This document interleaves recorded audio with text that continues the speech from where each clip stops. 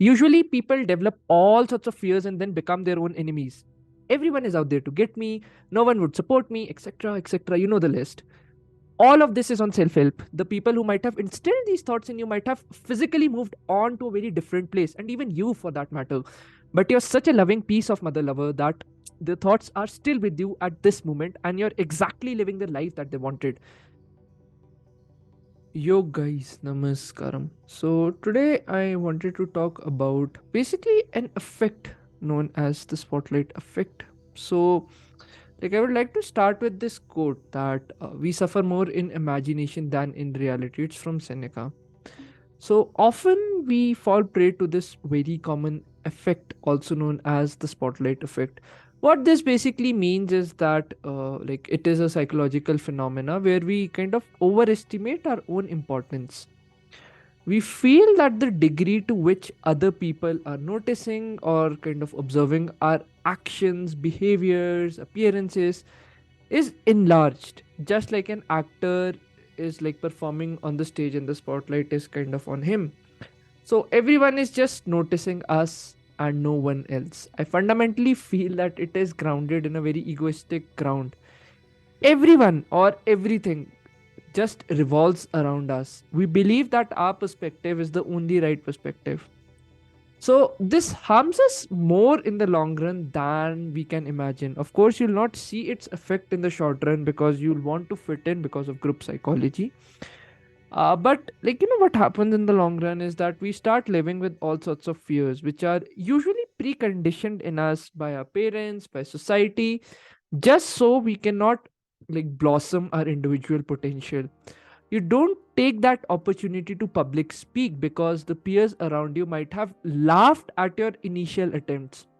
Or let us say you want to try that sport with all your heart, but the overly aggressive people thwarted your attempts to even try that sport because of their bloody insecurities. All this leads you to a place which only leads you to kind of become more closed and reserved and more introverted. That's the recipe to closing your potential. Usually, people develop all sorts of fears and then become their own enemies. Everyone is out there to get me, no one would support me, etc., etc. You know the list. All of this is on self help. The people who might have instilled these thoughts in you might have physically moved on to a very different place, and even you for that matter. But you're such a loving piece of mother lover that the thoughts are still with you at this moment, and you're exactly living the life that they wanted. It's not the life you want or deeply desire, it's their loving fears and rotten ideologies which have been instilled in you, and you're royally doing their job for which they hired you for. So, the first step in reclaiming your power is to make a mental note of these people. Those people and those memories are all from a past that does not exist right now. Those are just people who are fucking idiots like me. They're not better than me. I would not create anxiety in my present moment because of my prior failures, or let us say prior spotlight failures. Step 2 would be to connect with that artistic child within. What are dreams and desires you deeply wanted to do? If we remove judgment, what would be those things that you really want to do? Like, think deeply about it from your own heart. Write down a list. Once you make a list, two things happen. First, they come from your deeply rooted unconscious mind to your conscious mind for the first time, and you start seeing them in front of your eyes, which leads you to accepting your real self. Second, it lightens that heavy load which you have been carrying your entire life, so you feel more freer. There's a very beautiful story in Zen Buddhism which is very close to my heart, and I always refer to it. So, what happened that once there were two male monks who were walking towards a place. On the way, there was a lake when they saw a naked woman.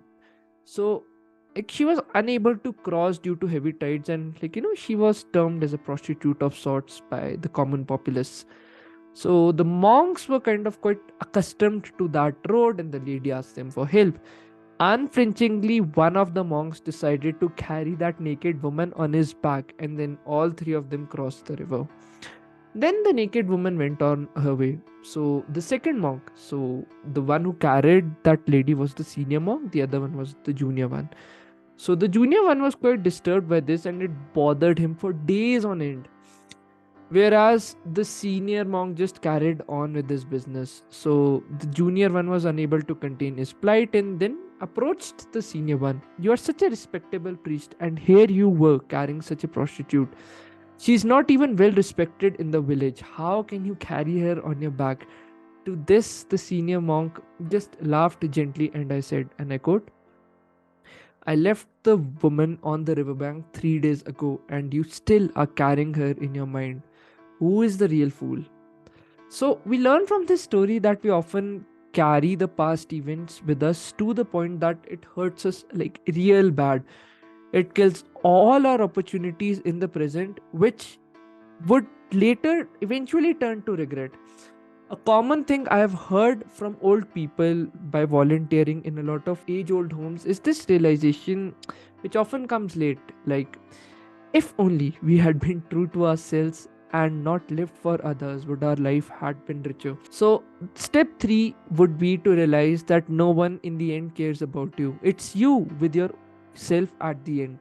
Once this realization sinks deeply, your hidden talent, which is hidden like a gem, starts uncovering itself because you start listening to your voice within, and the universe kind of gets on your or like supports you for your dreams.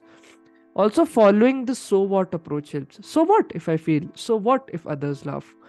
All this would only be a process for me to learn more about myself in this journey of life, because let's face it, everyone is going to the grave.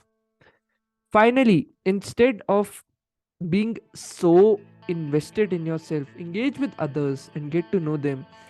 It really builds up real life skills and confidence in social situations, which would help you like crazy in your long term in life, generally speaking. So, to conclude, I would like to add this quote which I recently heard, that ego blinds the man. Let us not get our ego in our own way and blossom to our maximum capability. So, yeah, that's a small video which I wanted to do. Maybe just something different, but let me know what you feel about it. And this is Debashish Pindra from Debukidastak signing off. Cheers.